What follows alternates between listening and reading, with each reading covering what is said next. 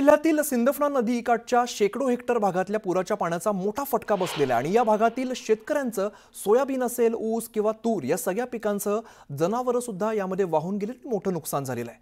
तर पुराचं पाणी ओसरू लागल्यानंतर या पुराने केलेलं नुकसान आता समोर येऊ लागलंय। या भागातील शेतकऱ्यांच्या घरामध्ये चिखल, अंगणामध्ये चिखल आणि उद्ध्वस्त झालेली शेती पिकं या भागातील शेतकऱ्यांचं झालेलं नुकसान अधोरेखित करताय।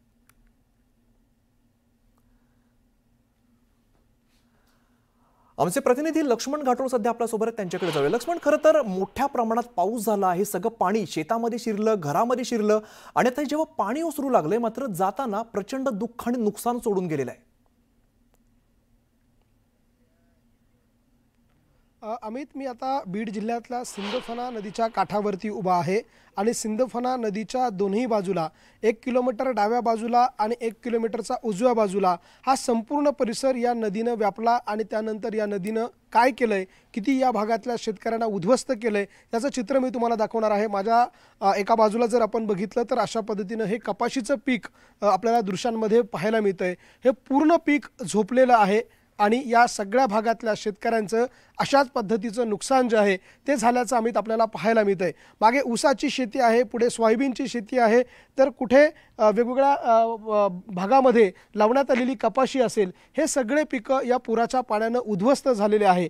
आणखी जर आपण ही दृश्य बघितली तर या परिसरामध्ये या नदीचा प्रवाह किती भयावह होता हे सांगण्यासाठी हे दृश्य पुरेसे आहे। या शेतकऱ्याच्या दारामध्ये लावण्यात आलेली ही बैलगाडी आपल्याला दृश्यांमध्ये पाहायला मिळतोय। ही पुराच्या पाण्यानं ही बैलगाडी देखील उलटी झालेली आहे। ही बैलगाडी ज्यावेळेला या पुराच्या पाण्यात वाहून जात होती त्यावेळेला या शेतकऱ्यानं तातडीनं या विजेच्या खांबाला या बैलगाडीचा जो आहे पुढचा भाग जो आहे तो बांधला आणि त्यामुळे ही बैलगाडी जी आहे ती देखील पुराच्या पाण्यामध्ये वाहून जात असताना वाचवण्याचा प्रयत्न त्या शेतकऱ्याचा होता।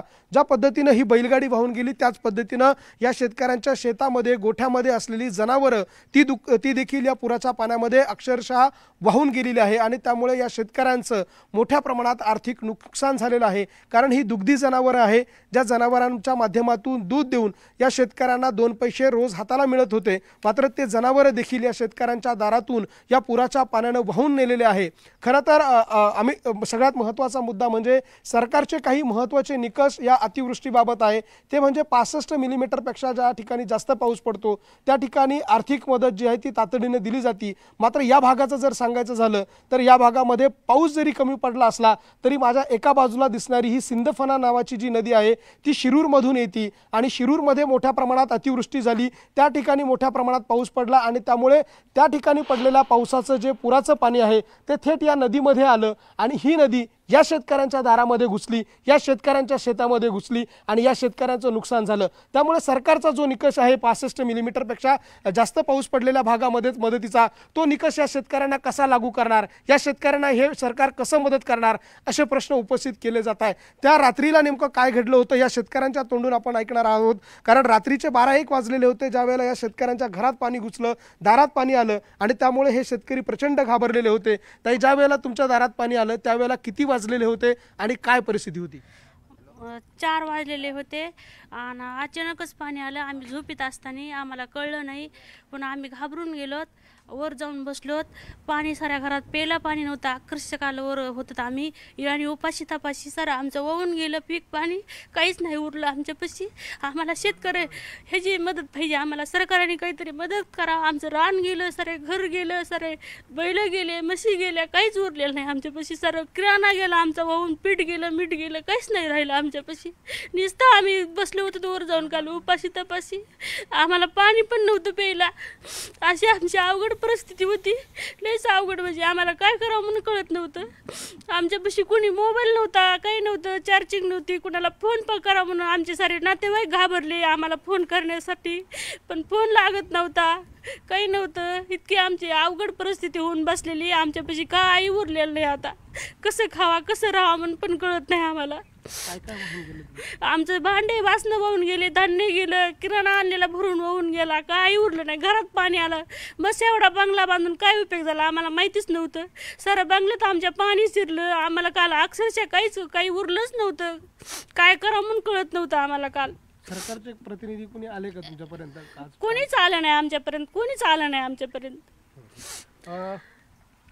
तुम्ही बघताय आईच्या डोळ्यात तुमच्या अश्रू आहे। काय भावना आहे, काय नेमकं घडलं त्या रात्रीला, कशा पद्धतीनं तुम्ही हे सगळं सावरण्याचा प्रयत्न केला? सर रात्री अचानकच पाणी आलं. पाणी आलेलं म्हणजे आम्ही झोपीतच होतो. झोपीत असताना आम्हाला अचानक आमचे म्हणजे बाजीला पाणी खाली लागलं. तेव्हा आम्ही उठलो. 2 बैल होते, 4 म्हशी होते, ते दावे तोडले आम्ही पहिले. त्यांना म्हणलं मोकळं प्राप्त करावं, त्यांना कुठे जातील तर जातील. आम्ही वर स्लॅपवर अक्षरशः जाऊन बसलो. अचानकच पाणी आले, काहीच माहीतच नाही अचानक असं पाणी झालं. काहीच राहिलं नाही. शेतीतलं तर गेलंच, आमचे जनावरं गुरं ते सगळे बांधलेले होते, शेळ्या ते सगळं पण वाहून गेलं आमचं. काहीच राहिलं नाही. आम्ही त्यांचे दावे तोडले अक्षरशः, ते वाहून गेले आमचे, काहीही राहिलं नाही. तुमचं काय नुकसान झालं दादा? सर माझ्या 25 शेळ्या होत्या, शेळ्या पण वाहून गेल्या. घरात पण पाणी खूप गेलं, धान्य वगैरे सगळं पूर्ण भिजलून गेलेलं आहे. शेती पण खरडून गेलेली आहे, काही सुद्धा उरलेलं नाही. खायला पण काही राहिलेलं नाही. जगणं पण मुश्किल झाले. आता जगायचं कसं हा मोठा प्रश्न पडलेला आहे. तर सरकारला माझी विनंती आहे की होतं होईन तेवढं आम्हाला, एक तर मोठ्या संकटातनं बाहेर पडलोत, त्यानंतर वाचलाय जीव, पण आता जगायचं कसं, त्यासाठी आम्हाला काहीतरी मदत द्यावी, सहकार्य करावं, ही भावना व्यक्त करतो मी. सरकारकडे काहीतरी मदत मागताय. ताई, तुमच्या डोळ्यात अश्रू आहे, एक दुःख तुम्ही सांगताय. खरं ती जी परिस्थिती होती, काय होतं असं की जे वाहून गेलंय आणि ते तुम्हाला परत मिळू शकणार? पसारा होता, जनावर होते, परत धान्य होतं, किराणा होता, सगळं वाहून गेलं, काहीच नाही उरलं. तर आम्हाला काहीतरी मदत करावं सरकारने. आता तुमच्या समोर दिवाळी आहे, दसरा हा, काय नाही राहिलं आमच्यापाशी, काहीच नाही राहिलं. ती कशी करणार, काय त्यासाठी काय करणार आता? आज दिलं सरकारनं तर करणार, तर काय करणार आम्ही? काहीच करू शकत नाही. आमच्या रानात तर नाही राहिलं काही. सर रान गेलं, खांदून सगळं गेलं होतं तेवढं. आम्हाला शेती बी काय लय मोठी नाही, थोडी. आम्ही दरवर्षा ऊस तोडून काम करणारे माणसं, आम्ही दरवर्षा ऊस तोडायला जातो. बरं झालं ते बी गेलं सर वाहून. ऊस तोडायचं बी अर्ध निम्म सगळं गेलंय. काय गेलं, गाड्या गेल्यात काही वाहून, काही राहिल्यात इथं, काही इकणं गेलं तर वाहून, काहीच नाही राहिलं. दरवर्षा आम्ही ऊस तोडायला जाणारे माणसं, ते ऊस तोडून आम्ही घर बांधलेलं आहे. आमची लई परिस्थिती अवघड आहे. आम्हाला खायला पण नाही काही, असं इतकं अवघड झालंय आमचं. शेतीचं काय नुकसान झालं? शेतीचं तर सारे खांदून गेली, अर्धी शेती गेली आमची. काय राहिले? काहीच नाही राहिलं शेतीमध्ये. माती पण नाही राहिली, शेती सारं खांदून गेलं, अर्ध वावर गेले, काहीच नाही राहिलं. शेतीच आहे किती का आम्हाला? एवढं खर्च करून काय उपयोग झालाय आमचा? ह्याच्यावर जगत होतो आम्ही, एवढ्या शेतीवर ऊस तोडून खात होतो. लेकरं बाळ काय 2 एक पोरग आहे तिकडे, ते फोन करू बेजार काल, त्याला फोन पण ना, ते परिस्थिती आपल्या. हे पोरग इथं आमच्यापाशी, काय राहिलं नाही आमच्यापाशी. तुम्ही घर कसं, कोण कोण आहे घरी? आणि घरी एक माझा मुलगा लहान आणि ते मालक आणि मी, तिघच आहेत आम्ही. रात्री त्या दिवशी तिघच होते? हा, तिघच होतो आम्ही. जनावर 2 बैल होते, म्हशी होत्या काही, ते बी गेल्या, सगळं काहीच नाही राहिलं. आता काय अपेक्षा आहे सरकारकडून? आता काय, सरकारने द्यावा आम्हाला, काहीतरी मदत करावा, ह्यातून काहीतरी करावं. आम्ही कसं जगायचं, काही सरकारने काहीतरी उली तरी आम्हाला मदत करावा, हीच इच्छा आहे आमची, दुसरी काय नाही. काय मदत केली पाहिजे? आता काहीतरी आम्हाला खायला प्यायला निदान, वावरतं गेलं आमचं, सगळं गेलं, काही उरलं नाही, पण निदान आम्हाला जगायपुरती अशी काही खायापुरतं तरी सरकारने मदत करावं, अशी आमची इच्छा आहे. दुसरं काही नाही. नुसतं काल असं खायला, आता पाणी नव्हतं, ह्याच्यापेक्षा काय सांगायचं, प्यायला पाणी पण नाही राहिलं आम्हाला. एवढी मोठी शिनपान असून काय उपयोगाची? प्यायला पाणी नव्हतं. काल आम्ही 6 वाजता पाणी पिलोत खाली येऊन, जेव्हा पाणी गेलं तेव्हा घरातलं. तुमच्या नदीने तुमच्या घरात ती शिरली? घरात शिरली आमच्या. नदी म्हणायचं, पाणी नव्हतं, काही नव्हतं, चारा नव्हता, काहीच नव्हतं राहिलं. प्यायला पाणी नव्हतं. आज सकाळी आम्ही पाणी भरून पिलो होतं. आमच्या पाहुण्या रावळ्याने आम्हाला भाकरी आणून दिलेत आज.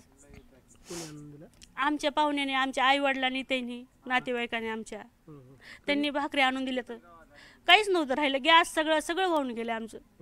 तेलाचे डबे, कुठं किराणा भरून आणलेला, आता ह्याच्यासाठी सगळं गेलं, काहीच नाही राहिलं. तुमचं काय नाव? माझं मीनाबाई. पूर्ण नाव? लक्ष्मण सकाराम मीनाबाई. मालकाचं नाव लक्ष्मण सकाराम सुळ, माझं नाव मीनाबाई. अमित, आपण बघतोय खरं तर अतिशय दुःखद अशा पद्धतीचा प्रसंग या महिलेवरती आणि त्यांच्या कुटुंबावर आहे. डोळ्यात देखील त्यांच्याही अश्रू आहे आणि मन हेलावून टाकणाऱ्या अशा पद्धतीची ही परिस्थिती या भागातल्या शेतकऱ्यांची आहे. समोर जी सिंदफणा नदी, जिची दिवसभर हे लोक पूजा करत आले, वर्षानुवर्ष ज्या नदीची पूजा केली, त्याच नदीने अशा पद्धतीनं त्यांच्या अंगणामध्ये येऊन धिंगाणा घातला, घरामध्ये शिरली आणि घरामध्ये होतं नव्हतं हे सगळं जे आहे ते या नदीने वाहून नेलं. इतकंच नाही, घरातल्या वस्तूच नाही तर दारामध्ये असलेली जनावरं देखील या नदीमध्ये वाहून गेलेली आहे. त्यामुळे ह्या भागात जरी पाऊस कमी पडला असला तरी वर पडलेल्या पावसामुळे, अर्थात नगर जिल्ह्यामध्ये शिरूर भागामध्ये पडलेल्या पावसामुळे या नदीला अचानकपणे पूर आला. कशी मदत मिळते आणि कसं सावरलं जातं हे पाहणं सुद्धा खूप महत्त्वाचं असेल. धन्यवाद लक्ष्मण या सगळ्या